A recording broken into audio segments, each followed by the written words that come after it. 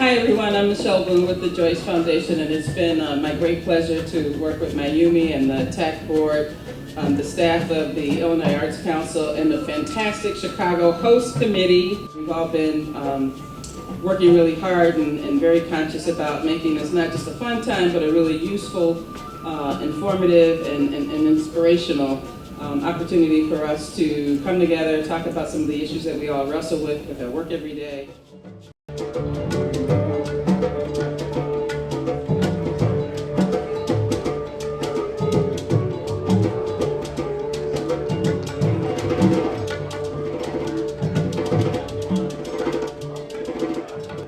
The three pillars that we talk about, to bring people together to talk about cultural democracy and what are the roles that people who work for institutions, ethnically diverse institutions, can bring to the table.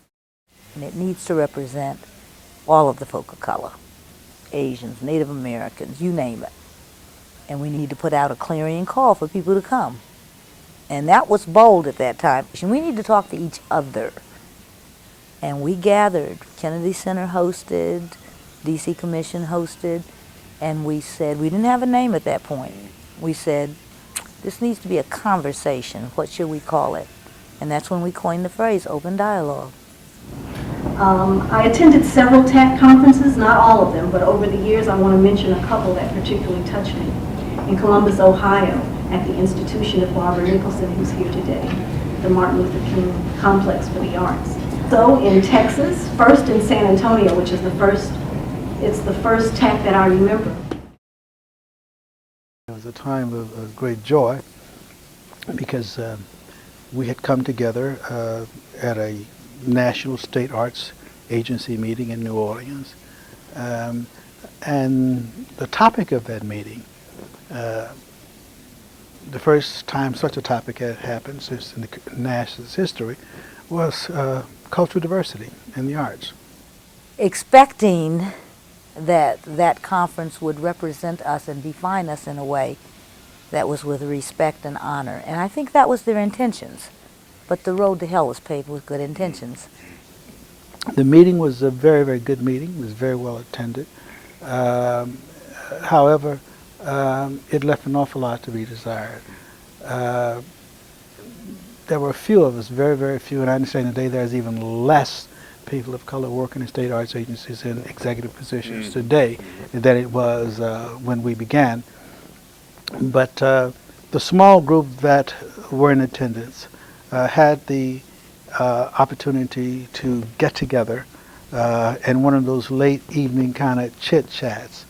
And surprisingly, as opposed to it turning into a session that denigrated what was there, the real question was, what are we going to do about it? What can we do about it? And who among us were willing to work in a collective to begin to assess what the situation is and how we might best move forward. And then we decided to meet, I don't remember the time frame, in San Antonio, Texas.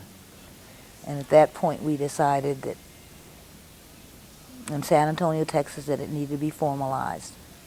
And we met in DC, in New York, in my living room, and we said, we got to have a formal name.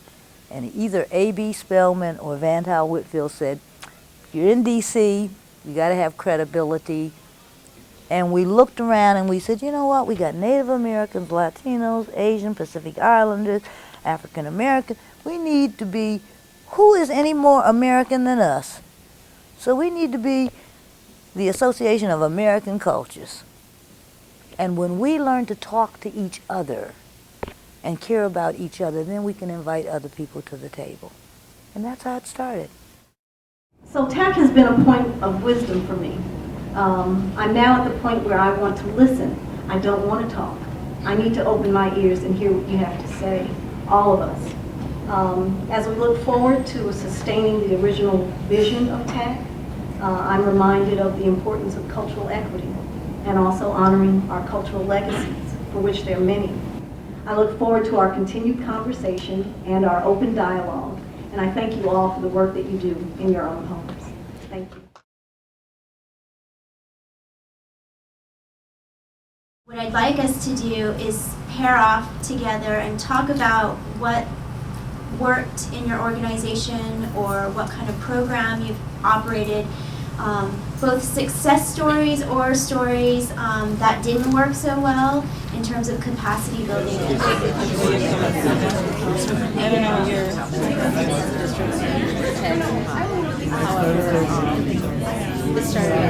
I wanted to know if you have alliances or any kind of organizations with your organization who are in the Roseland community or some of these communities who are going through this extreme violent situation. I live in the West Pullman area, so I'm really close. You're my neighbor. I live in Pullman. Okay, so you know what we're going through.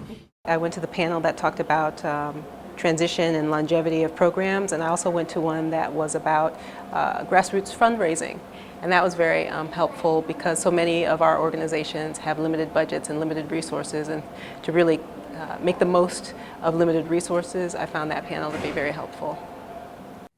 Grassroots is something that we're really trying to get our board members to understand and recognize, that we can make a really big impact through $10, $20 donations as opposed to just looking for the big corporate $10,000 and $20,000. So what I learned today, what I really like, is I would like us to go back and identify specific programs that Congo Square offers so that our donors can decide exactly where their $10 are going to go. And I can see that in our education program we called Ensemble in Action, in which students go into, our teaching artists go into schools.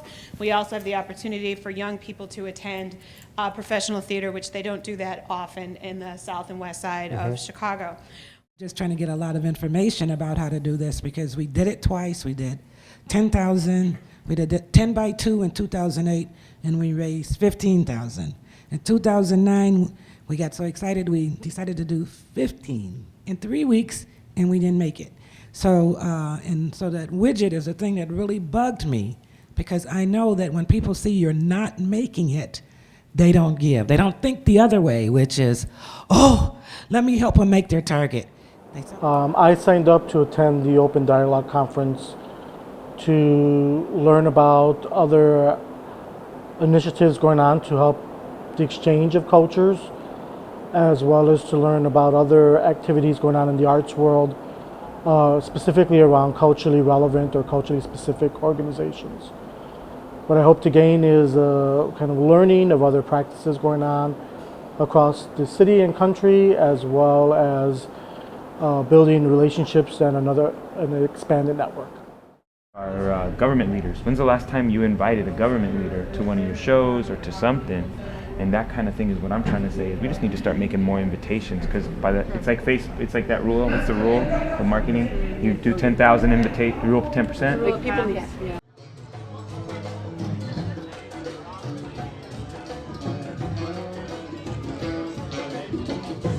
We're following the women in their display of obedience, marking it with shrieks and yelps, chanting and calling for something in their footsteps, hips crying for touch. I would be so caught up in watching the dance that I would be even more offbeat than usual, my part of the drums tripping over my eyelid.